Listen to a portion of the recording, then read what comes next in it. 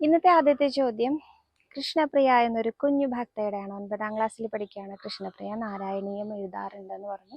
കൈയക്ഷരം മോശമാണ്, അതുകൊണ്ട് എന്തെങ്കിലും കുഴപ്പമുണ്ടോ ചോദിച്ചു. ഒരു കുഴപ്പമില്ല കേട്ടോ.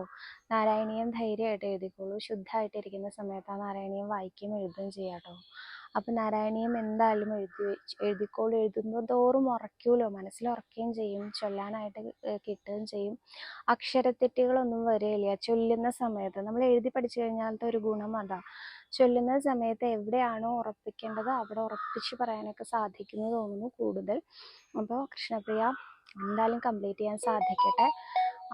കൈയക്ഷരം മോശമാണെന്നുള്ളതൊന്നും ഒരു വിഷയമേ അല്ല കേട്ടോ. കൈയക്ഷരം നന്നാക്കാൻ ശ്രമിക്കും. 9ാം ക്ലാസ്സിലല്ലേ ആയിട്ടുള്ളൂ. അപ്പം നന്നായിട്ട് എഴുതി പഠിച്ചു കഴിഞ്ഞാൽ കൈയക്ഷരം നന്നാവും. അത് നാരായണീയം ബേസായിട്ട് പറഞ്ഞതല്ല കേട്ടോ ഞാൻ. എന്തായാലും ആ കുഞ്ഞു ഭക്തയ്ക്ക് സത്സംഗത്തിലേക്ക് സ്വാഗതം. നല്ല കുട്ടിയായിട്ട് വളരട്ടെ. അടുത്ത ചോദ്യം.